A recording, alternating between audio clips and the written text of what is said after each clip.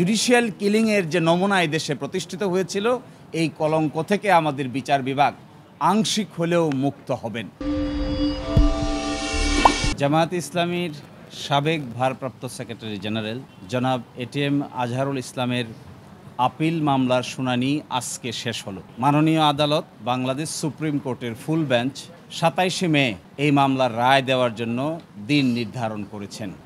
আমরা আমাদের সাবমিশনে যেটা বলেছি যে জনাব এটিএম আজহারুল ইসলাম সহ মাওলানা মতিউর রহমান নিজামী, জনাব কামরুজ্জামান, জনাব আলী হাসান মোহাম্মদ মুজাহিদ, জনাব মীর কাশেম আলী, সালাউদ্দিন কাদের চৌধুরী সকলেই সিন্ডিকেটেড ইনজাস্টিসের শিকার হয়েছেন এবং জনাব কাদের মোল্লা সহ সকলেই একটি সংঘবদ্ধ অন্যায় অবিচারের শিকার হয়েছেন।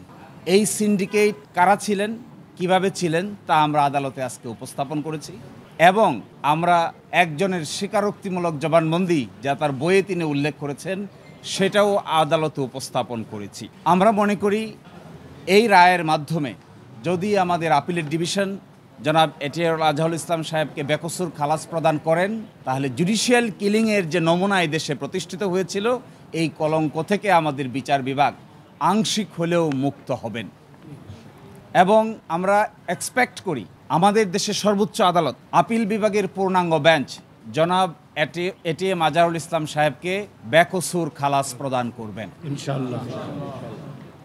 আমরা এটাও মনে করি যে নজিরবিহীন নির্যাতন এবং নিপীড়নের মধ্য দিয়ে বাংলাদেশ জামায়াতে ইসলামী পার করেছে, এই রায়ের মধ্য দিয়ে সকলের মধ্যেই নতুন করে প্রাণ সঞ্চার হবে এবং এইভাবে বিচার বিভাগীয় কলঙ্কের মাধ্যমে কোনো একটা রাজনৈতিক দলকে অন্যায় অত্যাচার এবং নিপীড়নের শিকার করা যায়। বাংলাদেশ জামায়াতে ইসলামী এই দেশে তার একটা ক্লাসিক এক্সাম্পল। কিন্তু যারা এই নির্যাতন নিপীড়ন করেছেন, হত্যা করেছেন, ফাঁসি দিয়েছেন, এনফোর্স ডিসঅ্যাপিয়ার করেছেন, আয়নাগর বানিয়েছেন, শেষ পর্যন্ত তাদের শেষ রক্ষা হয় নাই। এখান থেকে সকলেরই শিক্ষা নেওয়ার বিষয় আছে। সকলকে এখান থেকে শিক্ষা নিতে হবে যে নির্যাতনের রাস্তা, নিপীড়নের রাস্তা শেষ পর্যন্ত ভালো ফল বয়ে আনে না।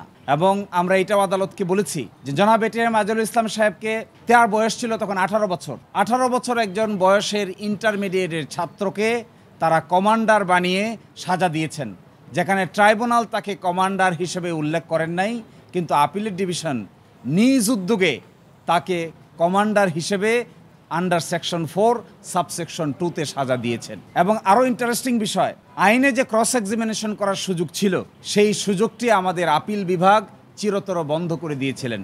আমরা কন্ট্রাডিকশন নিতে পারতাম না।